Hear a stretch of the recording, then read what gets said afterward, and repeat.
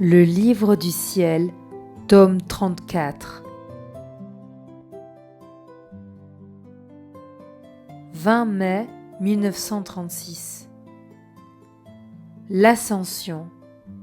Comment Jésus monta aux cieux et resta sur la terre. J'accompagnais l'ascension de Jésus au ciel.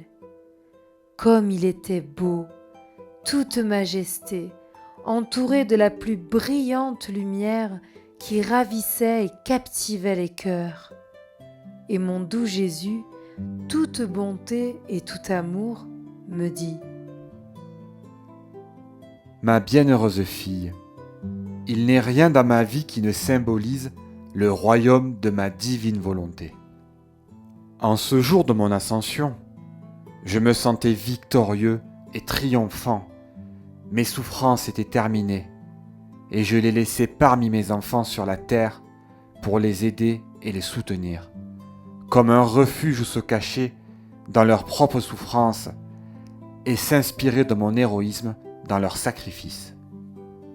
Je peux dire que j'ai laissé mes souffrances, mes exemples et ma vie elle-même comme une semence qui grandit pour former le royaume de ma divine volonté.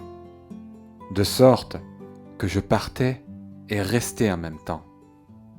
Je restais en vertu de mes souffrances. Je restais dans leur cœur pour être aimé. Et après que ma très sainte humanité fut montée au ciel, je me sentais davantage pressé par le lien de la famille humaine. Et comme je n'aurais pas été adapté pour recevoir l'amour de mes enfants et de mes frères que je laissais sur la terre, je suis resté dans le très saint sacrement afin de pouvoir toujours me donner à eux et qu'ils puissent me recevoir continuellement pour trouver le repos, le soulagement et le remède à tous leurs besoins. Nos œuvres ne souffrent pas la mutabilité. Ce que nous faisons une fois, nous le faisons toujours. J'avais aussi, en ce jour de mon ascension, une double couronne. La couronne de mes enfants, que j'amenais avec moi dans la céleste patrie, et la couronne de mes enfants que je laissais sur la terre. Ils symbolisaient le petit nombre qui seront le commencement du royaume de ma divine volonté. Tous ceux qui m'ont vu monter au ciel ont reçu de nombreuses grâces pour consacrer leur vie à faire connaître le royaume de la rédemption et poser les fondations de mon Église afin de rassembler dans son sein maternel toutes les générations humaines. C'est ainsi que les premiers enfants du royaume de ma volonté seront peu nombreux, mais les grâces dont ils seront investis seront si grandes et si nombreuses qu'ils consacreront leur vie à appeler toutes les âmes à vivre dans ce saint royaume.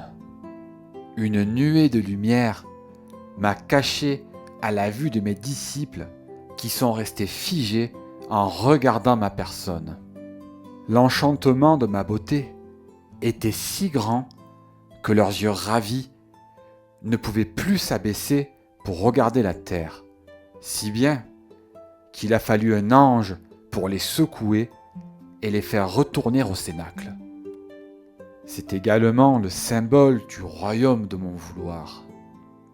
La lumière sera si grande qu'elle va investir ces premiers enfants qui porteront la beauté, l'enchantement et la paix de mon divin fiat, de sorte qu'ils voudront connaître et aimer un bien si grand.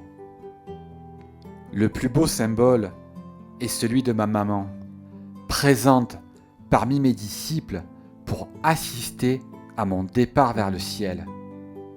Elle est ainsi la reine de mon Église pour l'aider, la protéger et la défendre.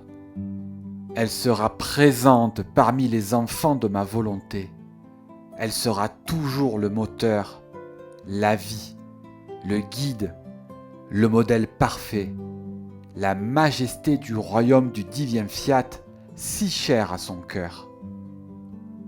Ses ardents désirs, ses délires d'amour maternel sont de vouloir que ses enfants vivent sur terre dans le royaume où elle a vécu. Elle ne se contente pas d'avoir ses enfants au ciel dans le royaume de la divine volonté. Elle les veut aussi sur la terre. Elle pense que la mission de mère et de reine que Dieu lui a donnée n'est pas achevée, qu'elle ne sera terminée que lorsque la divine volonté régnera sur la terre parmi les créatures. Elle veut que ses enfants lui ressemblent et possèdent l'héritage de leur maman.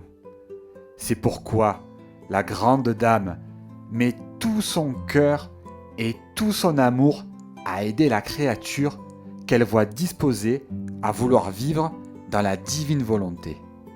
Par conséquent, dans les difficultés, pense qu'elle est avec toi pour te soutenir, te donner de la force et prendre ton vouloir dans ses mains maternelles afin qu'il reçoive la vie du fiat suprême.